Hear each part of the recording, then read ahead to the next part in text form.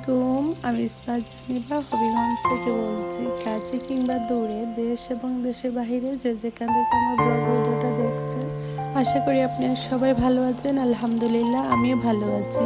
আমার আরও একটা নতুন ব্লগ ভিডিওর মধ্যে স্বাগতম জানিয়ে আজকে ব্লগটা শুরু করতে যাচ্ছি। আশা করবো আজকে ব্লগটা আপনাদের কাছে ভালো লাগবে।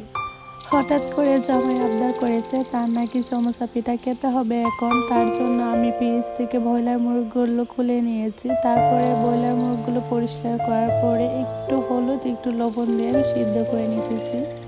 জামাই আবদার বলে কথা, তার এই কথাটা যদি না রাখি তাহলে কি করে হই। তার জন্য এখন আমি চলে এসেছি পিঠা বানানোর জন্য। তো আমি মাংসটাকে সব উপকরণ দিয়ে এখানে বাজি করে নিতেছি। আমার ব্লগ ভিডিওটা যদি আপনাদের কাছে কোনো অংশে ভালো লেগে থাকে তাহলে ছোট্ট একটা লাইক দিয়ে আমার পাশেই থাকবেন। আর যদি খুব বেশি ভালো লেগে থাকে তাহলে আমার চ্যানেল সাবস্ক্রাইব করে রাখবেন। আর যারা এই কাজটা করে রেখেছেন তাদেরকে অসংখ্য ধন্যবাদ।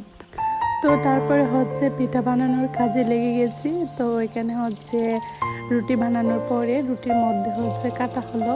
তো তারপরে মাংসটা ভিতরে দেওয়ার পরে এখানে সুন্দরভাবে তো পিঠার কিনারটার মধ্যে এখানে মুড়ি দেওয়া হইতেছে। এটা মুড়ি বলে আমাদের অঞ্চলে। তো তারপরে পিঠা বানানো শেষ। এখন পিঠাটাকে তেলের মধ্যে ভাজা হবে।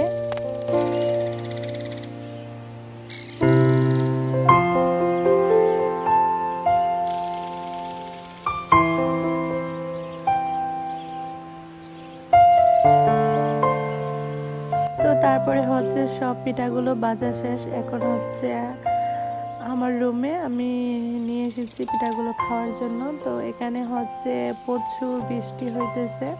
তো শিলা বৃষ্টি হইতেছে, প্রচুর শিল পড়তেছে। তো আজকের ব্লগ ভিডিওটা এ পর্যন্তই। সবাই ভালো থাকবেন, সুস্থ থাকবেন।